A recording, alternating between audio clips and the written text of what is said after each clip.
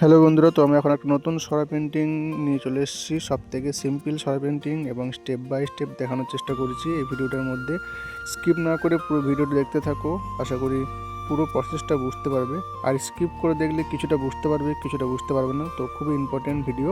সরা পেন্টিংয়ের ভিডিও আমার আরও আছে, তোমরা ভিজিট করে চ্যানেলটিকে দেখে নিতে পারো।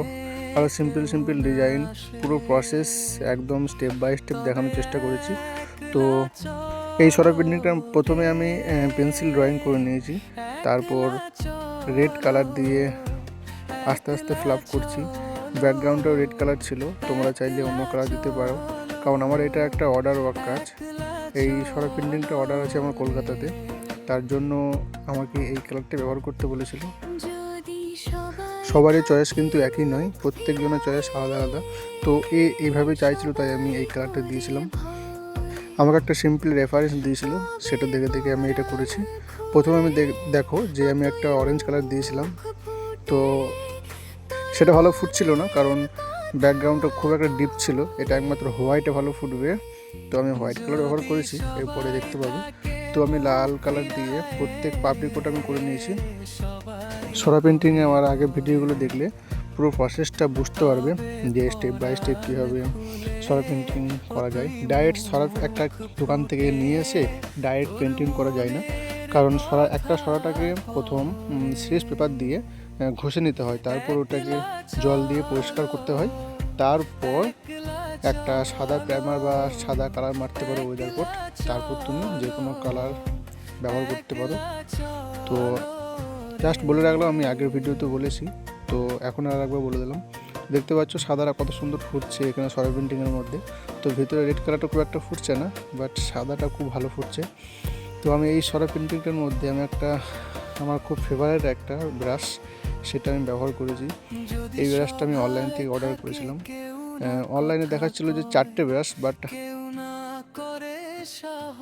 হাতে পেলাম তখন দেখছি যে 5টা ব্রাশ, একটা ব্রাশ ফ্রি দিয়েছে, খুব ভালো ব্রাশ।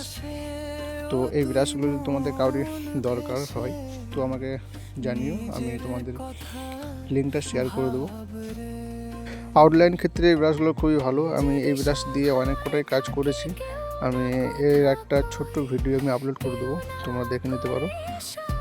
আমি এই পেন্টিংটাতে একদমই স্পিড বাড়িয়ে দেখাইনি, কারণ স্পিড বাড়ালে একদমই বুঝতে পারা যায় না, আমি নিজেও কিছু বুঝতে পারি না আমি যখন অন্য কারোর ভিডিও দেখি তখন।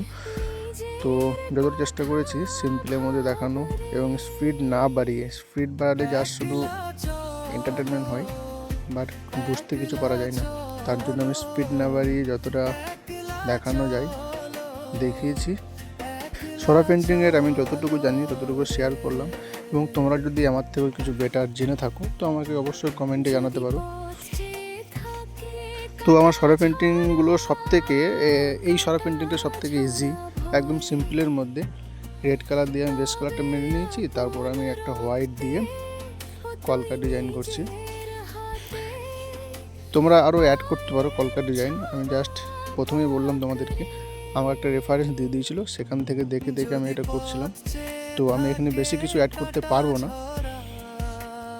তো ভিডিওটা শেষে তোমরা অবশ্যই জানিও যে এই সিম্পল সরা পেন্টিংটা তোমাদের কেমন লেগেছে, এবং যদি ভালো লেগে থাকে লাইক, কমেন্ট, শেয়ার এবং সাবস্ক্রাইব করতে একদমই ভুলো না, কারণ আরও নতুন নতুন সরা পেন্টিং, আরও ওয়াল পেন্টিং আসতে চলেছে।